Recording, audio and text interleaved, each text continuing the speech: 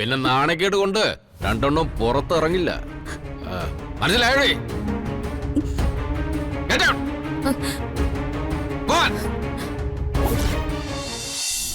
അതിൽ കുറഞ്ഞൊരു സ്വീകരണം അമ്മ പ്രതീക്ഷിക്കണ്ട. എന്നെ എന്റെ കൊച്ചുമോളെ നിങ്ങൾക്ക് രണ്ടുപേർക്കും ഇപ്പൊ വേണ്ട. പിന്നെന്തിനാ ഞങ്ങളുടെ കാര്യത്തിൽ ഇപ്പൊ ഇടപെട്ട് സംസാരിക്കുന്നേ? ഞങ്ങളുടെ കാര്യം ഞങ്ങൾ നോക്കിക്കോളാം. വടി വച്ചേ.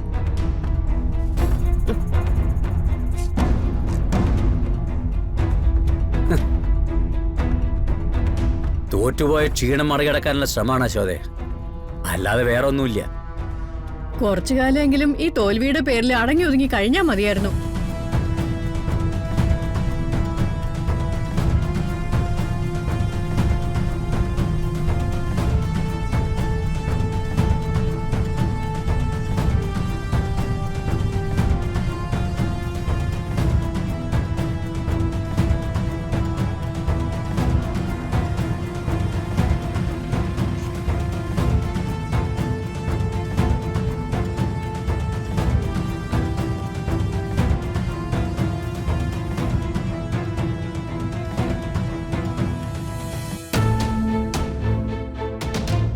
മോളെ, ഇതാണ് വരുൺ സാർ.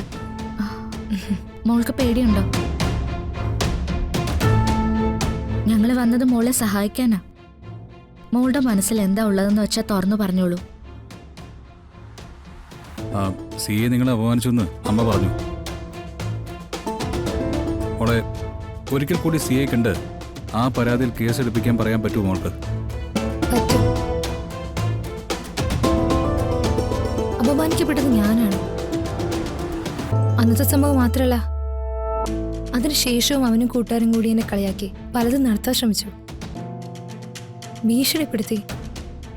അതുകൊണ്ട് ഇത് കേസാക്കണമെന്ന് എനിക്ക് വലിയ വാശിയാ. കേസ് പിൻവലിക്കാമെന്ന് അമ്മ പറഞ്ഞിട്ടും ഞാൻ സമ്മതിക്കാത്തത് അതുകൊണ്ടാ. സാറും മാഡം എൻ്റെ കൂടെ നിൽക്കാവോ?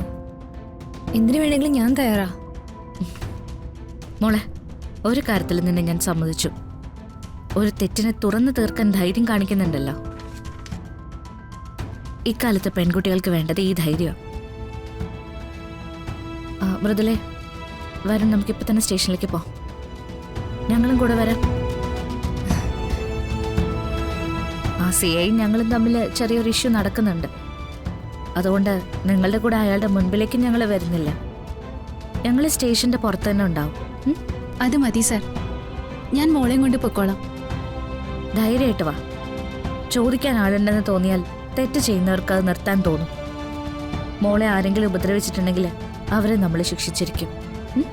മോളെ ധൈര്യത്തോടെ പോവില്ലേ? പോകാം സർ, ഞാനിനി ആവശ്യമുള്ളത് പേടിക്കില്ല. എന്നാ വാ. ശരി, വാ, വരും.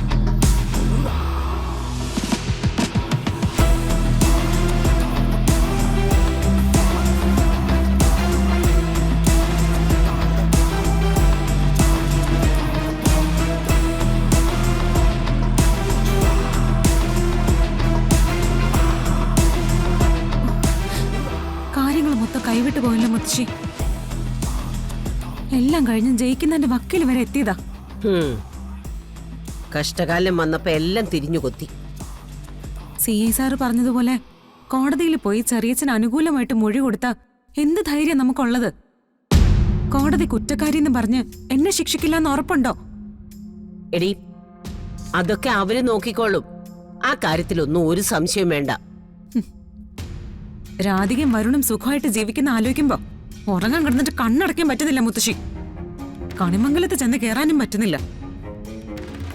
ചൂരലിന് പകരം അവര് ചിലപ്പോഴേ വെട്ടുകത്തി എടുക്കും. എന്റെ കൊച്ചുമോൻ സുഖമായിട്ട് ജീവിക്കട്ടെ എന്ന് പറഞ്ഞ് വെട്ടിക്കൊല്ലാനും മടിക്കില്ല അവര്. ആ വൃത്തികെട്ടവള് തല്ലിയതിന്റെ വേദന ഇതുവരെ എന്റെ ശരീരത്തിൽ നിന്ന് പോയിട്ടില്ല. നമ്മൾ നാട് വിടേണ്ടി വരുമോ മുത്തശ്ശി? ഇവിടെയും രക്ഷയില്ല, സഹായിക്കാനും ആരുമില്ല. എന്തായാലും തോറ്റോടുന്നതിനെ കുറിച്ചൊന്നും ചിന്തിക്കണ്ട. അതിനൊന്നും ആയിട്ടില്ല.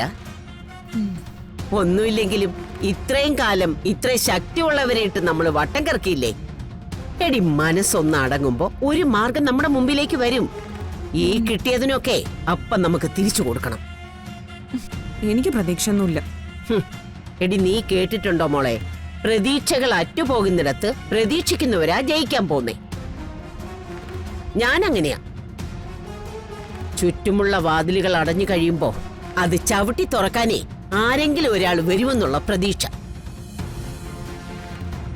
ഞാൻ തോക്കില്ലടി, ഈ ജന്മത്ത് തോൽക്കില്ല. നിന്നെ ആരും തോൽപ്പിക്കാനും മുത്തശ്ശി സമ്മതിക്കില്ല.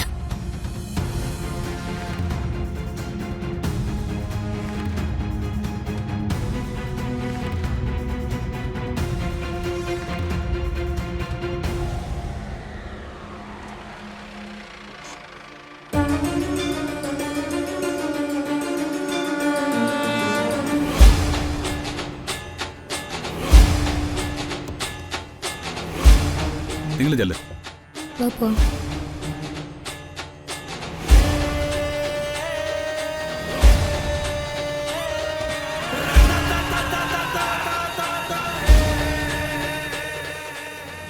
അതെ, സി ഐ സാറിനെ ഒന്ന് കാണണം. സാർ അകത്തുണ്ട്.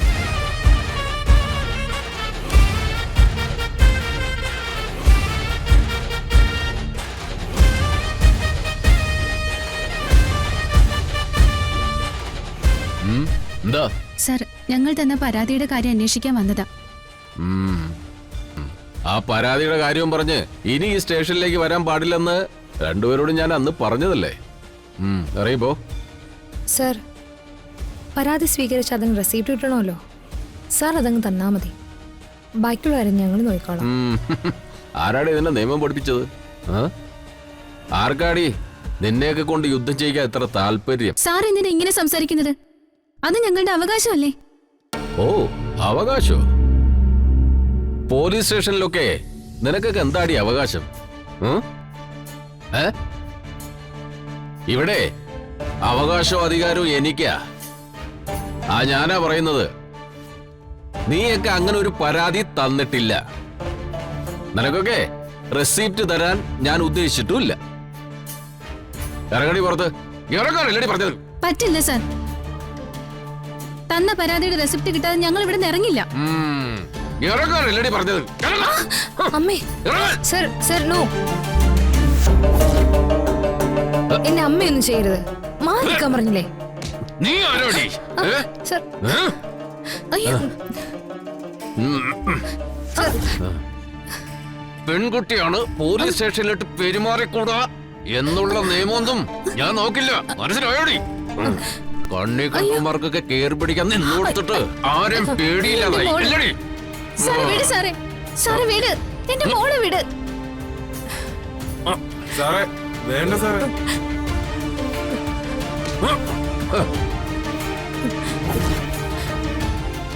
ഇനി ഒരു വട്ടം ഇതിന്റെ പേരിൽ പോലീസ് സ്റ്റേഷനിൽ കയറി ഇറങ്ങാൻ അമ്മയും മോളും വന്നാ, അല്ലെങ്കിൽ നിനക്കൊക്കെ വേണ്ടി ഏതെങ്കിലും ഒരുത്തൻ ഒരു ഫോൺ കോളെങ്കിലും ചെയ്താൽ ഡ്യൂട്ടി കഴിഞ്ഞിട്ടേ ഞാൻ നേരെ വീട്ടിലോട്ട് അങ്ങ് വരും.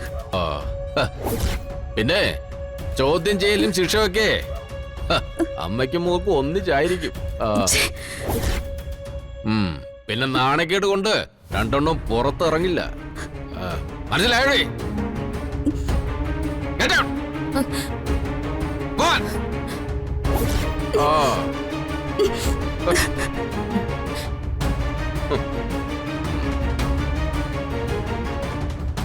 ഇതാടോ നോക്കിയിരിക്കുന്നേ? ഡ്യൂട്ടിയില്ലേ? ഓ